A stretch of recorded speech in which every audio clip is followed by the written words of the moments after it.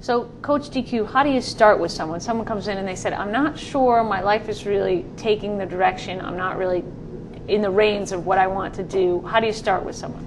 Well, first I start in a coaching situation, we start with an intake, and I want to really listen to what is their story, what's their issue, what's the situation, and where are they finding the obstacles? What do they have tied to success?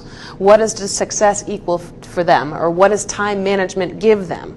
Let's look at how your values are in alignment with your time, with your choices, etc. Okay. And then you have some activities that you do with people. We have an actual formula. Maybe we could walk people through the formula. Yeah, I think that's a great place to start. Let's go with that. If you understand that the first piece of the formula is values, and like I said, understanding your values, then the next piece, once you understand your values, you understand why you make the choices you make, because they're tied to your values, then the good planning, then action, and it doesn't happen unless you actually take action. That's what I say equals choice management. Right. So if we would apply that with an example, like if someone said, well, spending time in nature is a value to me, and then you say, well, when do you do that? Oh, well, maybe once a year. Then that's really, and they're not living in consistency with their values, but you might work with someone to identify, well, where are some local parks they could go? Like here in JP, they could go to JP Pond, or there are lots of little forest things around where people could go hiking. We just identified one by our house. So we're like, oh, well, we could be out in nature more, and let's make that a point and kind of schedule it and make it a reality. So you help people kind of decide what's important to them and then live in accordance with that. Yes. Because I think also when you're clear on what your values are, you understand your beliefs, you understand your limited beliefs, what is important to you, and it just makes it easier to make choices. So you are more efficient with your time. So for example,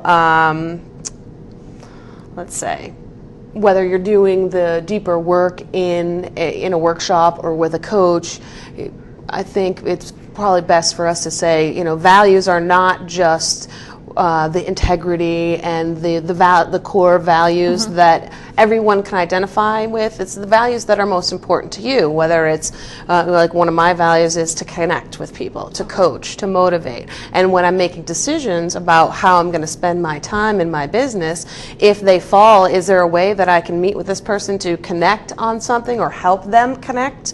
Or is my role in here, am I choosing to help them, and it's going to be, what's the impact, what's the motivator, and is it that in line? And then I also have to look at my calendar and say, one of my other important values is to have downtime, and if I don't have downtime, I'm pretty useless, and my words start to stumble. So that's another important thing for me, and those are the top 5 that I use to help making decisions. So they're kind of like a guidepost, your values, to say, okay, what's important? Like diversity is a very important value to me, and to be involved in diverse activities. So I mentor a youth in a program called Year Up. It's YEAR Up. Oh, nice. Yeah, and it's great because they're inner city youth who need an opportunity, and connecting them, I help them with resumes, cover letters, and things like that. But they're a diverse group of young adults who I wouldn't get the experience to learn from, and I think I learn more from them than they do from me.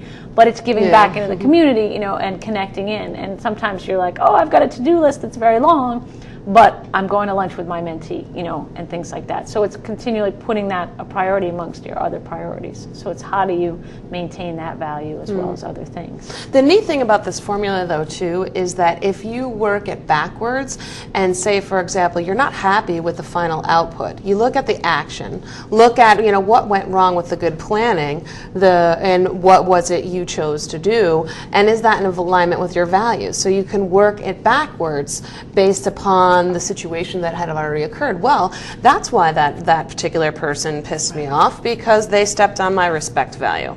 It happens all the time in corporations. It happens all the time. It doesn't matter what type of company.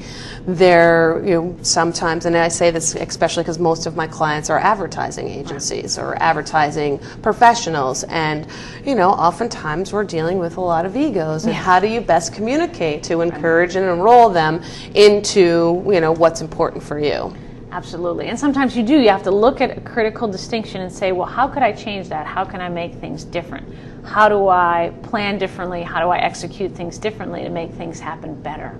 And they can make huge distinctions, and they can be small, and that's what I find is so fascinating working with people. I've changed around a word on a resume.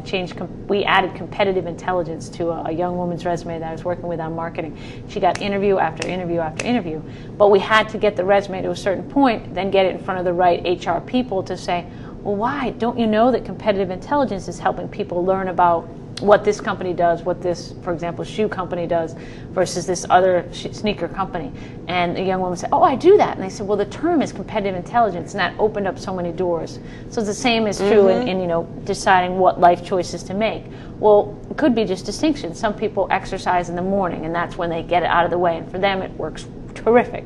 Because once they get home, they're like, oh, I'm so exhausted, I'm never going to go out again. But for other people, they're like, oh, at the end of the day, I can't even think of getting out of bed earlier. So you got to figure out what little changes work for you.